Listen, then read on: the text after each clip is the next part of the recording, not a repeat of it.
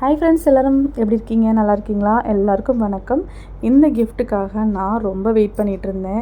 Lovers day அன்றைக்கி எங்கள் வீட்டுக்காருக்கு கொடுக்கலான்னு சொல்லிட்டு நான் வெயிட் பண்ணிகிட்டு இருந்தேன். நான் பிப்ரவரி 2ஆம் தேதி இது ஆர்டர் போட்டிருந்தேன் இன்ஸ்டாகிராம் பேஜில். ஆனால் எனக்கு இப்போ இந்த 6ஆம் தேதி மார்ச் 6 தான் என் கையிலே கிடச்சிது.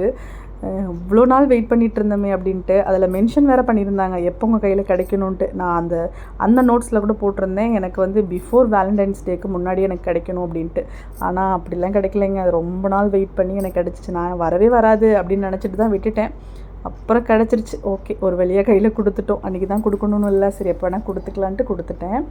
அப்புறம் வந்து இந்த வீடியோஸ் பார்த்துட்ருக்க அனைத்து பெண்களுக்கும் மகளிர் தின வாழ்த்துக்கள்.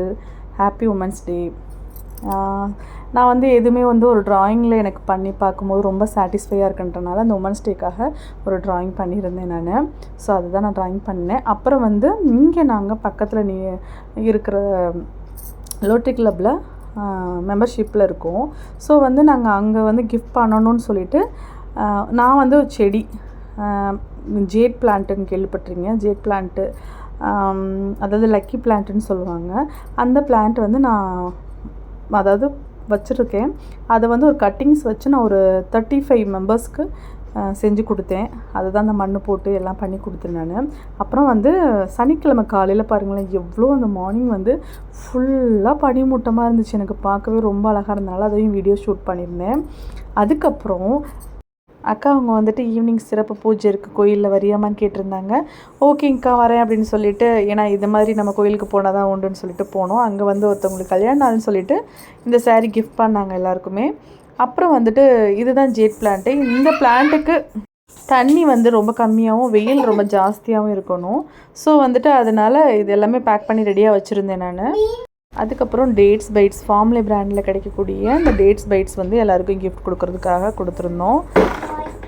அதுக்கப்புறம் இந்த ஒரு மணி பேங்க் வாங்கணும்னு எனக்கு ரொம்ப நாள் ஆசை இருந்துகிட்டே இருந்துச்சு. வாங்கலாமா வேணான்னு யோசிச்சுட்டே இருந்தேன். அதுக்கப்புறம் அவங்க ஒர்க் பண்ணுற ஏரியாவில், எங்கள் ஹஸ்பண்ட் ஒர்க் பண்ணுற ஏரியாவில் இந்த மாதிரி ஃபோட்டோ ஃப்ரேமோடு செஞ்சு கொடுக்குறாங்கன்னு சொல்லி வாங்கிட்டு வந்தாங்க. ரொம்ப அழகாக இருந்துச்சு. பாப்பாவுக்கும் தம்பிக்கும் சொல்லி 2 பேர்த்துக்கும் வாங்கிட்டு வந்தாங்க. அப்புறம் எனக்குமே அங்கே ஏதோ ஒரு கிஃப்ட், சின்னதாக ஒரு கிஃப்ட் இருந்துச்சுன்னு சொல்லி வாங்கிட்டு வந்தாங்க. என்னை பொறுத்த வரைக்கும் பெண் சுதந்திரம் அப்படின்னா, ஒரு பெண் ஒரு பிடிச்ச விஷயத்த செய்கிறாங்கன்னா அந்த விஷயம் வந்து தன்னை சுற்றி இருக்கவங்களுக்கும் எந்த பாதிப்பையும் ஏற்படுத்தக்கூடாது அப்படின்னு தான் நான் நினைக்கிறேன். ஏன் இதை ரொம்ப நான் அழுத்தி சொல்கிறேன்னா, இப்போ வந்து பெண்களுக்கு நிறைய விஷயம் பிடிச்சிருக்கு, அது வந்து சுற்றி இருக்கவங்களுக்கும் பாதிப்பை ஏற்படுத்துது. அதனால் பிடிச்ச விஷயமா இருக்கலாம், ஆனால் சுற்றி இருக்கவங்கள, நம்மளே சார்ந்து இருக்கவங்களுக்கு எந்த பாதிப்பும் இல்லாமல் இருக்கணும். நாளும் கிழமையும் நலிந்தோர்க்கில்லை, ஞாயிற்றுக்கிழமையும் பெண்களுக்கு இல்லைன்னு சொல்கிற மாதிரி எந்த ஒரு விஷயம் வந்து ஒரு எமர்ஜென்சி விஷயம் செய்யும் போது நாள், நேரம், கிழமை இதெல்லாம் பார்த்துட்ருக்க மாட்டோம்.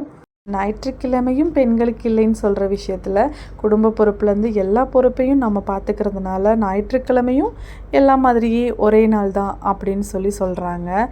ஆனால் வந்து கவிக்கோ அப்துல் ரஹ்மான் சொல்லுவார், பிடிச்ச விஷயத்த, பிடிச்ச வேலையை வந்து நம்ம விருப்பப்பட்டு செஞ்சோம்னா எல்லா நாளுமே ஞாயிற்றுக்கிழமை தான் அப்படின்னு சொல்லியிருக்காரு. அதனால் எந்த வேலையாக இருந்தாலும் பிடிச்சி செய்யுங்க, விருப்பப்பட்டு செய்யுங்க. ஒவ்வொரு நாளும் ரொம்ப அழகாக இருக்கும்.